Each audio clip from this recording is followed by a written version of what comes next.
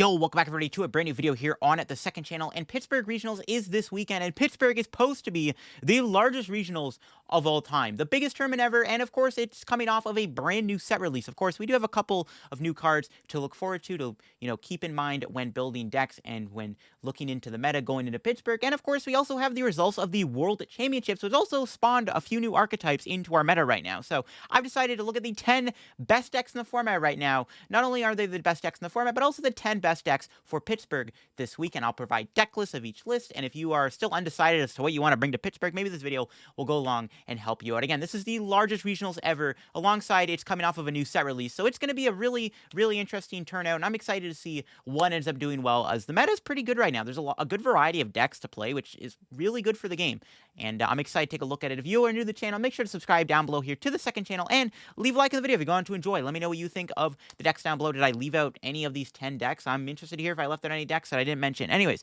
let's get into this video. Starting things off, we got Rapid Strike. Rapid Strike is a deck that definitely is a little bit more low-key and under the radar, but I do think is well-positioned in the meta right now, and I know a lot of top players are considering this deck for themselves for Pittsburgh. It's a great deck that has a lot of good matchup spreads right now, especially with the popularity of the Lost Zone variants, and even with something like Charizard, which I actually think Rapid Strike is decent into Charizard, as a lot of their Pokemon only have 60 HP. They can't really one-shot your Rapid Strikers. You can set up really big Yoga Loop plays. It seems like it's got a good matchup against Charizard. And of course, once again, with the popularity of the Lost Zone decks, I think Rapid Strike is pretty well positioned in the format. Its worst matchups are always going to be the Lugia variants, especially if they play Radiant Serena, and of course, the Mew VMAX decks. And Mew VMAX we'll get to, as of course, it is a deck that is still riding good waves right now off of its World Championship win. But Rapid Strike does seem like the perfect deck to bring if you want to just beat all the Lost Zone decks, and if you expect to see a lot of Gardevoir, Rapid Strike also might just be the deck for you. This is Alex Szymanski's 11th place World Championship list on his Rapid Strike deck that he played, and I think this is a great list going into the new meta.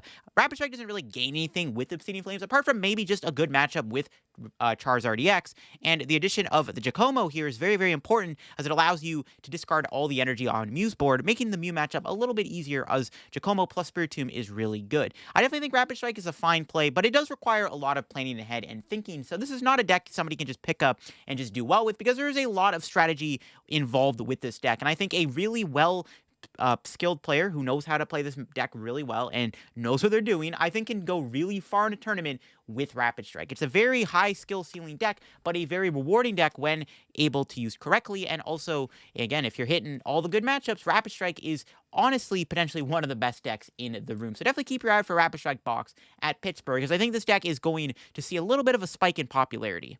So Charizard is the big new deck to come out of Obsidian Flames, and I think a lot of people are really hyping this deck up. But I do think that Charizard is not the greatest deck in the meta. Well, it definitely saw a lot of play when it first came out, and is dominating the TCG Live ladder due to it being a free deck. I do think that Charizard is not as good as people are making it out to be. I think Charizard is a perfectly fine deck, and I think that it does have a lot of really good strengths and weaknesses. I think ultimately, though, it's going to struggle against some of the big decks in the format, especially Lost Zone Tina, which is arguably the best and most popular deck in the format right now, and that's ultimately going to hold Charizard back. So the question is, do you tech for Charizard going in to Pittsburgh? Well, you got to remember two things. One, Charizard is popular on the live ladder because it's a free deck. People like free stuff, so they play Charizard.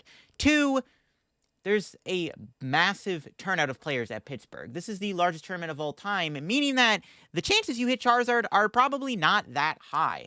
I would argue that probably up to number 6 and above on this list is basically going to be the decks you will see the most. There's a chance you'll hit a Charizard. I'm not saying it's impossible, but the odds you do play against a Charizard, especially if it's not played that much in Pittsburgh, it's a bit lower. Now, that's the thing, though. Pittsburgh is going to have a lot of new players and a lot of people who are going to the first ever tournament and probably just wanted to play something new and fun, and they're going to pick up Charizard. That doesn't translate to the deck actually being good, however, but I do think we're still going to see a couple Charizards within day 2, but I really don't think that Charizard is a deck that you personally need to tech for. For example, if I were to play Arctina to Pittsburgh, I probably would not even bother playing the Superior or Leafeon within the deck. I don't think Charizard is worth teching for. I don't think it's that popular. Well, you can definitely hit it. It's very low, and I don't think it's as likely to hit Charizard as it is something else on this list. But I do think that Charizard is a deck that will still see play regardless, and I think that it's still a fine play for Pittsburgh. The deck does have a lot of inherent strengths. Being able to get a 330 HP Dark Attacker in play is really good because it is very good against Mew and Gardevoir, and of course, you do have the ability to use Arceus, and you have Pidgeot for consistency.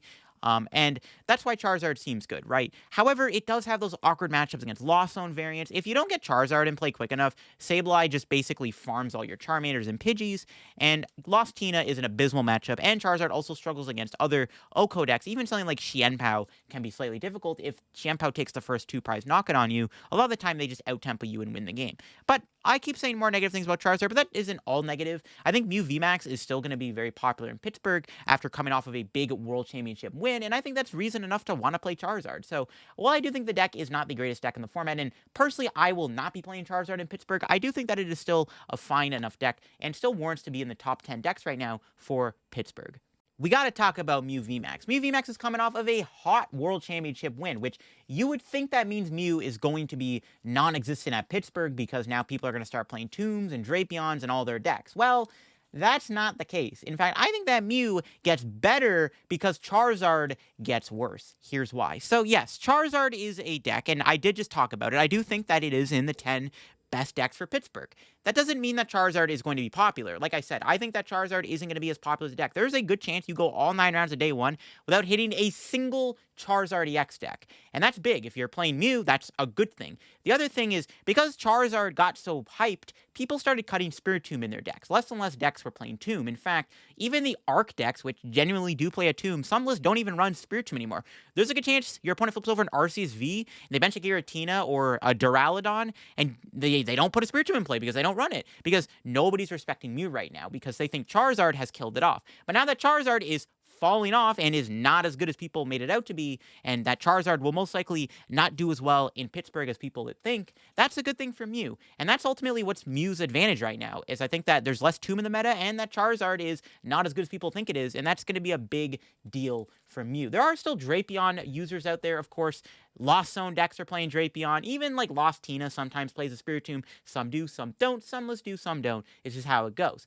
But I think Mew's in a great spot. I think that Vance Kelly's Worlds winning list is a great baseline to go off of. The Oricorio is the most cuttable card, in my opinion. You could either put the Ice Cube back in, or you could play more Box of Disasters. Box of Disaster is a really good card in Mew, and I think that it's the biggest advancement that Mew has seen. There has been the online ones from the online tourneys that were playing a Selgor in the deck. A Selgor is just kind of a meme, more or less, to just beat Charizard, and unless you are actually that scared of Charizard, I would recommend not even still playing a Selgor. Mew's just a very strong deck, and it beats most things in the meta, especially as we move up the list. We're going to see there's a lot more 2 and 3 prize decks out there that Mew will just fiend off of. So I think that Mew is definitely in a great spot for Pittsburgh, and is definitely a bit of a sleeper pick. Andrew Mahone has completely changed the game with Miraidon. Miraidon, at first, before Worlds, was considered a meme and was considered to be a not very good deck by a lot of people. In fact, some people considered it to be the yellow Chien-Pao. Well, now that Mahone's World Championship list has come to light, Miraidon has actually made a bit of a dent in the meta, and is now actually a pretty popular and strong deck in the format right now. Especially because I think this is a very newer, player-friendly deck. And that, in my opinion, makes Miraidon a huge deck to look out for at Pittsburgh. Miraidon Path is a very good deck, and I think it actually gets even better in the Obsidian Flames format now that it has to deal with Charizard, which Charizard is pretty, good when you can Path and judge him. It's, Charizard can't play the game if you judge Path him a lot of the time, and that gives Miraidon a good advantage there, and Miraidon still kind of smokes the other decks. I mean, it can beat the Arc Piles, it can beat the Mew. The only deck that it's ultimately going to maybe have an iffy matchup is probably something like Gardevoir, or even like the Turbo Lost Zone decks, especially if they're playing Kyogre. But Mahone's Miraidon list is great, and I think that this is the optimal way to play Miraidon, and I think that this deck is so powerful, so aggressive, and can really cheese wins with that path. Makes this deck a legit threat in the format. And also, Miraidon is a very new player-friendly deck. I mean, I think I just got to call like it is. If you show a newer player Turbo Lost Box, Giratina, Gardevoir, or Miraidon, they're probably going to choose Miraidon. Not only did a huge YouTuber do well at Worlds with it and popularize his archetype, but this deck is actually legit right now. There's a reason to play Miraidon. newer players who are going to this regional for the first time ever are going to pick up on this deck, and they're going to run hot with it, because Miraidon is a very high roll run hot deck, especially when you combine it with the ability to use Judge Path and Electric Generator. I am legit considering teching for Miraidon. Now, I'm not going to say what I'm playing, of course, to Pittsburgh, but there are a few cards that I can put in my deck that would improve my Miraidon matchup a little bit. I am considering it because I am legit scared of this deck. I think Miraidon has a good chance of being popular in Pittsburgh, whether or not it's the best deck in the room, more or less because it's a newer player-friendly deck. A good big YouTuber did well with it. That improves its hype and makes it actually a deck to look out for. And I do think this path build is legit really good, and I think that we're going to see a lot more Miraidon in Day 2 than ever before, because now Miraidon's been effectively figured out. So yeah, keep your eye out for Miraidon at Pittsburgh. And like Miraidon, I think Chien-Pao is actually still decent for Pittsburgh. And the big thing is, Chien-Pao is another newer player-friendly deck. It's another deck that newer players will be more accustomed to pick up, because it's a pretty straightforward and easy deck to play, and it's also pretty solid at that too. Chien-Pao does also gain a decent matchup with Charizard EX, and I think that's a big deal. If you're playing Chien-Pao and actually want to be scared of Charizard, Chien-Pao isn't a bad deck for the Charizard matchup. Chien-Pao's biggest downfall is it's basically always going to get bodied by a Path and a Judge combo, and there are decks out there that can do that, and Chien-Pao's also not the most consistent deck in the world. It does have a lot of inconsistencies. It can be very flimsy, very weak. It always has those awkward draws. It really does rely heavily on its engines with Bibarel and Greninja to bail you out and finding Iridas at the right moment, but Chien-Pao's still a good deck. If it doesn't brick and sets up perfectly fine, the deck can just run anything over. And I think Chien-Pao is a deck to definitely look out for in Pittsburgh. I think there's a good chance that most players will probably hit at least 1 or 2 Chien-Pao in Day 1 of Pittsburgh. And it's also, once again, a newer player-friendly deck. It's a deck that people going to their first ever regionals will want to play because it's an easy deck to play, it's simple, straightforward, and isn't bad in the meta. And that's really all you need right now for a deck to be popular. It looks like Chien-Pao with Palkia is going to be the way to play it going forward. I know Pidgeot and Arceus are, out there. And I don't know if the Pidgeot build is that good. I do like the idea of playing either Palkia or Arceus. I think both Palkia and Arceus are 2 fine options to play with Chien-Pao Baxcalibur. And this is the highest placing Chien-Pao deck from the World Championships that I pulled up here for the list. But yeah, I do think Chien-Pao's popular, and it's not bad in the meta, and I definitely would say to keep your eye out on Chien-Pao in Pittsburgh. Lugia is easily the worst deck to bring to a tournament, and is one that I think has the highest potential to be very strong, but also the highest potential to be a big pile of a deck. When the deck gets double Archeops turn 2, the deck is insanely powerful, but when it gets, Lugia draws and it bricks, you have to lose a lot of energy early on, you get those awkward draws, you miss out on getting Archeops and discard pile even by your second turn, and sometimes you single strike crush away too many good cards, the deck can fall apart really quickly. But I do think that Lugia is still a great play for Pittsburgh, and I have it right here, dab smack in the middle. Lugia is a very strong deck, and I think that it still gets better going into Pittsburgh. It still retains a lot of its good matchups, and I think that the addition of the Cobalion is really good, because if I were to play single strike Lugia, I would consider playing the Cobalion, because it would improve my Charizard matchup. Now, I'm not saying you have to tech for Charizard, like I said earlier in the video. You don't have to tech for Charizard, but honestly, the Cobalion is worth it. It's also decent for the mirror match in some regards, but it's mainly just good against Charizard. It's almost like playing Spiritomb, basically. It's like, you put it down against Mew, and it increases your win percentage of Mew by a lot. You put it down against Charizard, it increases your win percentage against Charizard by a lot, because Cobalion lets Tyranitar with 3 single strike energy KO a Charizard EX in 1 hit, which is a big deal. And I think Lugia is still a fantastic deck. It's very fast. It sets up Archeops turn 2. The deck just runs everything over. Tyranitar is insane. The Colorless build of Lugia is also really powerful. I think both builds, Single Strike and Colorless, are both great decks right now, and I think they both have a lot of potential in the meta. Single Strike might be the better of the two, because it does have better typing into Mew, which I do expect to be popular in Pittsburgh, and it also does have the ability to have an easier time in a Lost Box, though I feel like the Tyranitar build can be a bit weaker going into something like Gardevoir, for example, especially when they just run you over really quickly. But I think that Lugia is a great deck, and as long as you just don't have bad Lugia draws, the deck is kind of insane. You just have to have a little bit of luck on your side, especially as this deck seems to play like a casino. While I do think that Arceus variants have been falling off recently, I do think that Arctina has held up pretty well in the format. It's one of the only good Arc decks that can really keep up with something like Lost Tina. Arctina is a very straightforward, very simple deck, and it's one of the most simple decks in the format and game right now. All you just do, turn 1 energy, Arceus pass. Turn 2, Starbirth, grab DT, Judge Path, combo, boom. Your opponent can't play the game, and you just powered up another Giratina. Arctina is a very powerful archetype. While it is very simple and easy to play and very cheesy, it's a very strong archetype that wins games because of the combination of Judge Path, but also being able to build up a Giratina V-Star by turn 2/3 is insane. Now, there are a couple of different ways I've seen Arctina be played. Some builds are just straight Arctina, no other tech attackers. Some do play tech attackers. Superior V-Star is the most popular build right now, as Superior is really good against Charizard EX. But like I said earlier, I don't expect Charizard to be that popular, or at least you won't expect to hit it that much. I personally wouldn't bother playing the Superior/Leafeon. There's also Flying Pikachu VMAX, which I'm a big fan of. I think Flying Pikachu increases your win rate against stuff like Chien-Pao by a lot, and even Miraidon, if Miraidon doesn't have a good way to deal with Pikachu. And there's also the ability to play Umbreon VMAX. There's been some Umbreon Giratina decks that have done well in the past. No matter what, Giratina Arceus is a fantastic deck. It's a very straightforward deck. It's one of the only Arc decks that can keep up with something like Lostina, and I think it's a very simplistic deck. This is one of the best lists from the online tourney scene right now that I got from Cash, and this is a very good example of what the deck looks like. You just play Heavy, Judge, and Iono in like one research. Now, as you can see, though, Cash's list doesn't play the Spiritomb, and as you can see earlier, a lot of these decks are cutting Spiritomb now, and that's huge for Mew. So if I were to be playing Arctina, I would slap that Spiritomb right back in the deck. Whether or not you're playing the Superior, play the Spiritomb. It's going to help against Mew, just saying. But yeah, Arctina is a great deck, and I think that it's going to be pretty good in Pittsburgh, and I think we're going to definitely see one do well in Pittsburgh, because it's simple, straightforward, and it gets the job done. Gardevoir is one of the most powerful decks in the game right now, and I think will continue to be super powerful for Pittsburgh. Now, Gardevoir is coming off of a huge finish at the World Championships, and I think Tord's list is pretty optimal going forward. The ability to have Lost Vacuum is great, as Box Disasters out there, Double Reversal, the Mirage Step Curlia opens up the door for a lot of really cool plays, and I think that Gardevoir is a great deck. In fact, I think a lot of people are really underestimating how good and popular this deck actually might be at Worlds this year. I definitely will say that Gardevoir is something to consider keeping your eye out on, as I guess the farther you get into the tournament, the higher chance you'll have of hitting Gardevoir. Gardevoir is not going to be as popular as it was at NEIC, where it's like a lot of the meta. This time, it's still going to be very popular, and I do think that a lot of top players are going to bring Guardy to Pittsburgh, because Guardy continues to still be a powerful deck. And the argument that Gardevoir loses to Charizard, I don't think it's very true. I think Guardy's Charizard matchup's arguably 50-50, especially if they already have the Arceus and Pidgeot in play. There's two easy knockouts for you right there. You just got to get through one Charizard, which is easy to do with Zacian V. It's like going through a Duraludon, effectively. But yeah, Guardy's great right now, and will continue to be good for Pittsburgh. Keep your eye on this deck. It's something that don't sleep on it. Really don't sleep on Guardy, as Guardy is super strong and will continue to be good in Pittsburgh. In fact, I think it's a deck that has the highest chance of even winning Pittsburgh.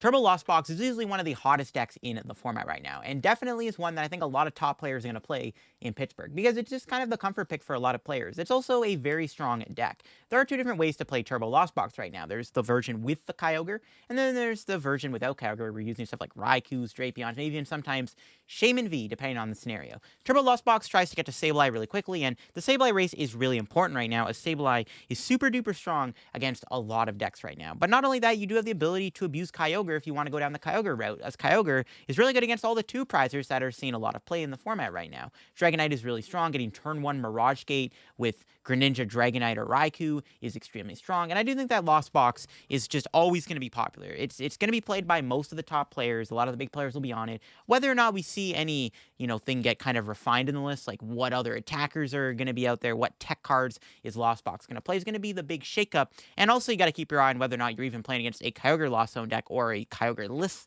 Lost Zone deck. But yeah, definitely expect to hit some Lost Zone. It's easily one of the strongest decks in the game right now, and is definitely going to be popular in Pittsburgh, without a doubt. Keep your eye on this. If you're someone who doesn't like playing against Lost Zone, unfortunately, you're probably going to have to hit a couple Lost Zone decks in Pittsburgh, as it is just that strong and that powerful and that popular. And of course, at the top is Lost Zone Giratina, which most players and people agree that it is universally agreed upon as the most popular and best deck in the format right now. Giratina has the best matchup spread. It 50-50s most decks, and I would even argue that Lostina doesn't even have a bad matchup. Not that we know of just yet, but it doesn't seem to have any bad matchups right now. It can mostly beat anything. It's very strong, very disruptive, has comeback potential. A lot of people would argue that the deck is kind of a pile and does tend to brick sometimes and has awkward draws. Maybe it's not as fast and aggressive as something like Turbo Lost Box, but Giratina is still just an extremely strong deck, and it's one of the reasons why the format has been kind of held back, the reason why like Arc decks have been falling off is because of how popular this deck is. You could make the argument Lost Tina's not the best deck in the game, or it's